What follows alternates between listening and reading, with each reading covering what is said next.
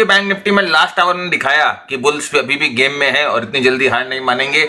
नीचे जाकर वापस एक अच्छी पुल बैक देकर एक पॉजिटिव क्लोज रजिस्टर करती है निफ्टी बैंक निफ्टी। क्या ये पॉजिटिव क्लोज 17,400 के रेजिस्टेंस को तोड़ने के लिए सक्षम है? आज के एपिसोड में हम ये देखेंगे। मैं भरत झुनझुनवाला आप सबका स्वागत करता हूं आपके अपने YouTube चैनल पे और आप देख रहे हैं चार्ट क्या बोलता है। और आज की तारीख है 29 मार्च 2022।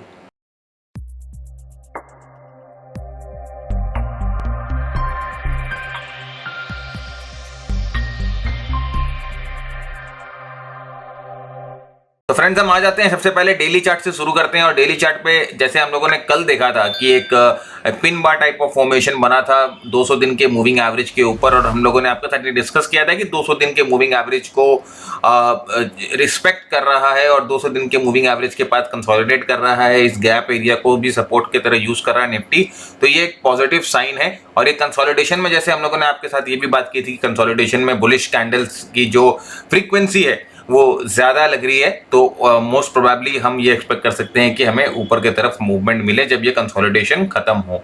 17,400 का लेवल एक इंपॉर्टेंट लेवल है फ्रेंड्स। देखिए ये वाला लेवल एक इंपॉर्टेंट लेवल है। आप यहाँ पर देख सकते हो कि निफ्टी ने यहाँ पर इस लेवल को तोड़ने के लिए काफी मुशक्कत और मेहनत की है, और लेकिन पिछले कई 2 हफ्तों से मेरे ख्याल से ये कामयाब नहीं हो पा रही है।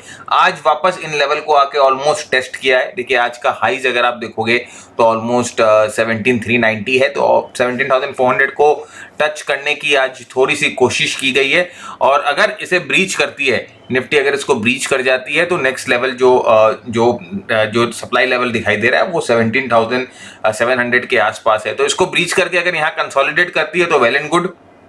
और उसके बाद इस लेवल के ऊपर जाने के बाद नेक्स्ट लेवल फ्रेंड सीधा 18,300 का दिखाई देता है। तो बहुत इंपॉर्टेंट जोन पे है निफ्टी बैंक निफ्टी। निफ्टी की भी बात करते हैं, बैंक निफ्टी पे बात पे आएंगे। निफ्टी बहुत इंपॉर्टेंट जोन पे है और प्राइस एक्शन जो है वो पॉजिटिव दिखाई दे रहा है।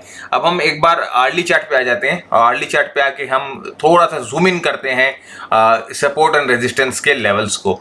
तो अगर आप आर्ली चार्ट पे यहाँ पर सबसे पहले अगर पैटर्न देखोगे तो पैटर्न यहाँ पर आप एक accumulation type of pattern, cup and handle type of pattern जिसे बोलते हैं, वो बनता हुआ दिखाई दे रहा है। और यहाँ पर एक सपोर्ट लेवल है। तो अभी सपोर्ट लेवल फ्रेंड्स जो है 200 दिन के मूविंग एवरेज या 50 दिन के मूविंग एवरेज से थोड़ा सा शिफ्ट होकर ऊपर की तरफ चला गया है, जो कि 17,250 से लेके 17,200 तक का लेवल हो गया। तो पहले हम 17,000 की बात कर रहे थे, अब हम सपोर्ट लेवल को थोड़ा सा ऊपर बढ़ा रहे हैं, 17,250 से 17,200 के आसपास कर रहे हैं। काफी स्ट्रॉन्ग पैटर्न दिखाई दे रहा है फ्रेंड। यहाँ पर देखिए ये एक मूवमेंट आई थी, कंसोलिडेशन होकर वापस मूवमेंट आई थी, और ये एक्सपेक्टेशन यही है कि अब यहाँ से मूवमेंट जो है ऊपर की तरफ कंटिन्यू करे।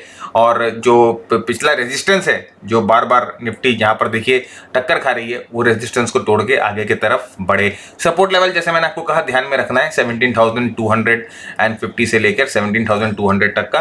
मोस्ट प्रोबेबली अगर कोई करेक्शन आती है तो हम ये एक्सपेक्ट कर सकते हैं कि निफ्टी इन लेवल्स पे आकर रुके या अब कंसोलिडेट इन लेवल्स के ऊपर ही हो तो बेटर है।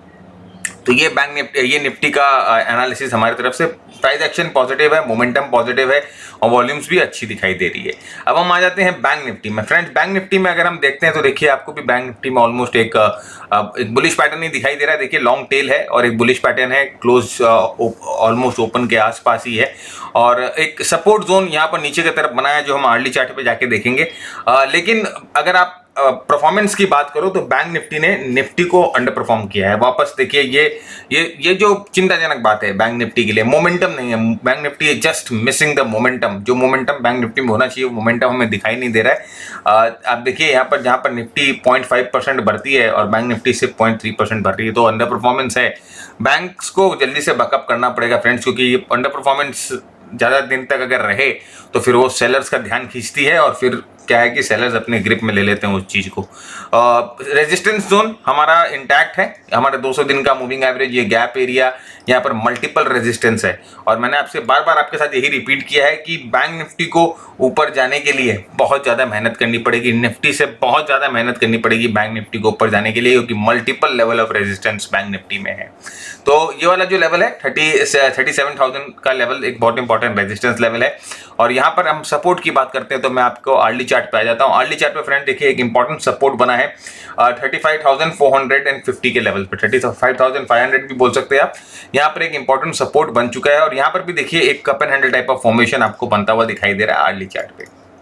तो अर्ली चार्ट पे भी हम ये कह सकते हैं कि इसमें एक्यूमुलेशन हो रहा है और एक cup and handle type of formation बनता हुआ दिखाई दे रहा है। तो यहाँ से अगर ब्रेकआउट होता है ऊपर की तरफ जाता है तो हम एक्सपेक्ट करते हैं कि इंडेक्स रेजिस्टेंस जो है अपने 200 दिन के मूविंग एवरेज के पास जाएगा, राइट। और मैंने आपको जैसे कहा कि bank Nifty is just missing the momentum, मुझे मोमेंटम बिल्कुल भी अच्छा नहीं लग रहा है बैंक निफ्टी में और इंडिविजुअल स्टॉक्स में भी कुछ ज़्यादा करंट नहीं देखने को मिल रहा है। तो होपफुली अगर कल रैली हमें मिलती है, राइट, क्योंकि थोड़ी जियोपॉलिटिकल इंफॉर्मेशन थोड़ी सी अच्छी आ रही है। जनरली मैं न्यूज़ पे उतना रिलाई नहीं करता, लेकिन अगर कल एक अच्छी रैली मिलती है, एक अच्छा हमें ओपनिंग मिलता है, पॉजिटिव ओपनिंग मिलता है, अच्छी रैली मिलती है, तो हम एक्सपेक्ट कर सकते हैं कि बैंक निफ्टी में हमें मोमेंटम दिखे। हमारी एक्सपेक्टेशन है कि ये मोमेंटम दिखे, हम आशा करते हैं कि बैंक निफ्टी में हमें मोमेंटम दिखे। एक नज़र डालते हैं ग्लोबल मार्केट्स पे। देखिए ग्लोबल मार्केट्स बहुत ही अच्छे हैं।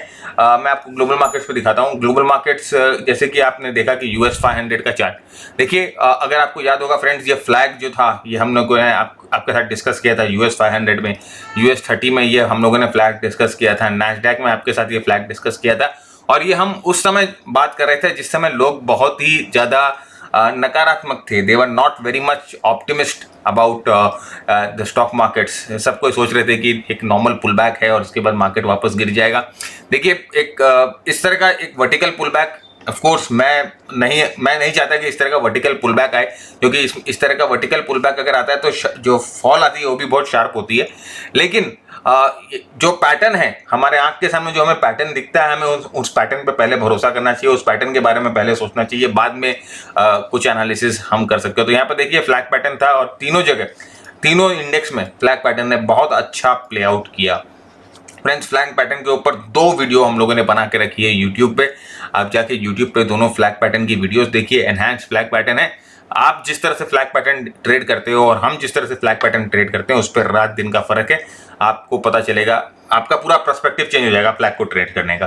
तो ये फ्लैग पैटर्न था और एक अच्छा इसमें मूवमेंट हम लोग को दिखाई दे रहा है। देखिए इथेरियम और बिटकॉइंस दोनों, जैसे मैंने आपको कहा कि एक अच्छे कंसोलिडेशन से निकल के बाहर आ गए। अब अगर ये ब्रेकआउट के बाद थोड़ा सा कंसोलिडेट करे, एक ब्रेकअवे गैप है, और अगर ये ब्रेकआउट के बाद थोड़ा सा कंसोलिडेट करता है और इसके बाद ऊपर की तरफ जाता है तो बहुत ही वेलकम मूव होगी ये बिटकॉइन और इथेरियम में। और देखिए RSI एकदम सोरिंग है जिसे हम बोलते हैं, काफ़ी दिनों के बाद 60 के लेवल को तोड़ के ऊपर की तरफ आया है।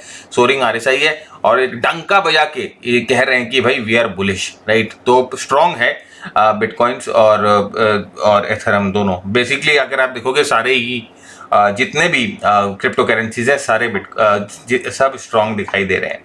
और वहीं पर अगर आप देखोगे गोल्ड और सिल्वर में अच्छी खासी आज शुरुआत में गिरावट देखने को मिली, फिर बाद में रिकवरी भी हो रही है, लेकिन मोमेंटम, जैसे मैंने आपको कहा, मोमेंटम मिसिंग है। और देखिए प्राइस एक्शन और मोमेंटम अगर आप दोनों का विवाह करा दो, राइट, प्राइस एक्शन मोमेंटम दोनों का विवाह करा दो, साथ में मार्केट ब्रेथ को लगा दो, राइट, थोड़ा सा सोशल जिसे हम बोलते हैं एनालिसिस को लगा दो, तो आपके पास एक बहुत खतरनाक सिस्टम तैयार हो जाता है। लेकिन सही प्राइस एक्शन आपको सीखनी जरूरी होती है, सही मोमेंटम स्टडीज सीखनी जरूरी होती है, और कौन कौन से ब्रेथ स्टडीज को कैसे कैसे यूज करना है ये जानना बहुत जरूरी होता है, राइट। हमारे जैसे कि हम लोग अपने ब्रेथ स्टडीज यूज करते हैं, देखिए ये हमारी ब्रेथ स्टडीज है, ये हमारा मार्केट टाइमिंग मॉडल है और ये उस मॉडल का पार्ट है पूरा। तो ये हमारी ब्रेथ स्टडीज है जो हम लोगों ने अपने एक्सपीरियंस से और अपने एक्सपेरिमेंट से बैक टेस्टिंग कर करके हम लोगों ने निकाला है। तो आगे हम बढ़ते हैं और एक एक करके स्टॉक को देखते हैं। 3-4 स्टॉक हम लोगों ने आपके लिए सिलेक्ट करके रखा है। सबसे पहले हम बात करते हैं ग्रीन पैनल की, राइट। ग्रीन पैनल अगर आप देखोगे, ग्रीन पैनल इंडस्ट्रीज, देखिए एक यहाँ से ब्रेकआउट मिला था ग्रीन पैनल इंडस्ट्रीज को, उसके बाद अच्छी मूवमेंट आई थी और ये फिर पूरा एक पुल बैक आया था। पुल बैक आने के बाद अपने ब्रेकआउट जोन को वापस रीटेस्ट कर रहा है और आज एक अच्छा गैप अप खुल के एक बहुत सॉलिड कैंडल देता है, अच्छे वॉल्यूम्स पे देता है। RSI बहुत सही है, प्लेस्ड है। और तो ग्रीन पैनल इंडस्ट्री आप जो है अपने वॉच लिस्ट पे रख सकते हो। नेक्स्ट स्टॉक जो हम आपके साथ शेयर करना चाहते हैं वो स्पिक, साउथ इंडियन पेट्रोलियम। देखिए इसमें भी उसी टाइप का पैटर्न है, एक बहुत बड़े कंसोलिडेशन के बाद अपने ऑल टाइम हाईज के बाद ब्रेकआउट देता है, 1-2 दिन ऊपर रहता है, फिर यहाँ पर नेचुरल रिएक्शन जिसे बोलते हैं वो यहाँ मिलता है, फिर एक गैप अप होकर एक अच्छी मूवमेंट आज इसमें भी स्पिक में भी मिली है। मोमेंटम बहुत सही है, तो आप स्पिक को भी अपने वॉच लिस्ट पे रख सकते हो। उसके बाद हम आते हैं BDL Bharat dynamics. Bharat dynamics भी देखिए बहुत ही अच्छा फॉर्मेशन और बहुत ही हेल्दी, मतलब कि अगर ये देखिए, तो हम लोगों ने आपके साथ पहले भी डिस्कस किया था, जहाँ तक मेरे को याद आ रहा है, ये ब्रेकआउट, ये हेड एंड शोल्डर ब्रेकआउट को डिस्कस किया था हम लोगों ने आपके साथ, और मैं बहुत श्योर हूँ मैंने आपके साथ डिस्कस किया है। तो ये इनवर्स हेड एंड शोल्डर को डिस्कस किया था आपके साथ। उसके बाद देखिए बहुत अच्छा मूवमेंट मिला, और एक बार और मौका हो सकता है कि मिले इसमें एंट्री करने की। ये जितना भी पुल बैक है वो लो वॉल्यूम्स पे था, और लास्ट की अगर आप वॉल्यूम देखो बिल्कुल भी एकदम खत्म थी, और RSI जो है वो 60 पे बाउंस खा रहा है।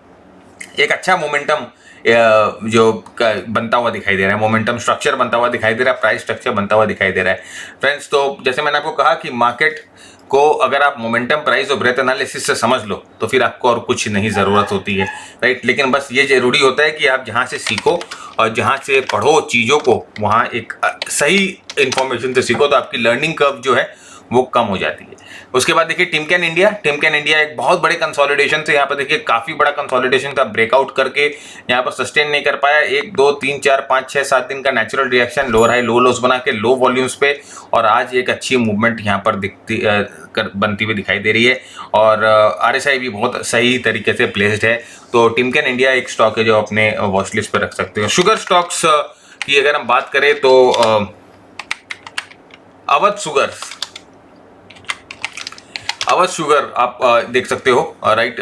बाकी बहुत सारे शुगर स्टॉक पे सेटिंग अप है, लेकिन अवध शुगर मुझे ज़्यादा बेटर लग रहा है, क्योंकि ये जो कंसोलिडेशन है पूरा साइडवेज है, मूवमेंट नीचे की तरफ है। तो ऑलरेडी शुगर स्टॉक जो पहले बहुत ज़्यादा, मतलब जिस समय मार्केट करेक्ट कर रहा था उस समय भी शुगर स्टॉक एकदम they were holding on to the type of fall, और अभी देखिए काफ़ी फिर फैशन में आ गए, सब कोई शुगर की बातें करने लग गए। और जनरली जब कोई भी चीज़ फैशन में आ जाता है ना, तो वो हमारे वॉचलिस्ट से बाहर हो जाता है, मतलब हम उसमें ट्रेड नहीं करते जब तक वो फैशन से बाहर नहीं हो जाए, जब तक वो कंसोलिडेट नहीं हो जाए, जब तक एक बार वो सबको शेकआउट नहीं कर दे, हम वेट करते हैं शेकआउट का और थोड़ा कंसोलिडेशन का, उसके बाद ही हम ट्रेड करते हैं। तो यहाँ पर देखिए अवध शुगर एक बार वापस थोड़ा सा नीचे गिरता हुआ दिखाई दे रहा है, और यहाँ पर अगर कोई भी बुलिश कंफर्मेशन आपको मिले तो आप अवध शुगर में भी ट्रेड कर सकते हो। तो फ्रेंड्स आज के लिए ये एपिसोड इतना ही। उम्मीद करता हूँ आपको ये एपिसोड पसंद आया तो लाइक शेयर कमेंट जरूर करें। तब तक के लिए मैं भरजन जिनवाला आप सबसे इजाजत चाहता हूँ। Keep earning, keep learning, keep sharing. जय हिंद, जय भारत एंड स्टे सेफ।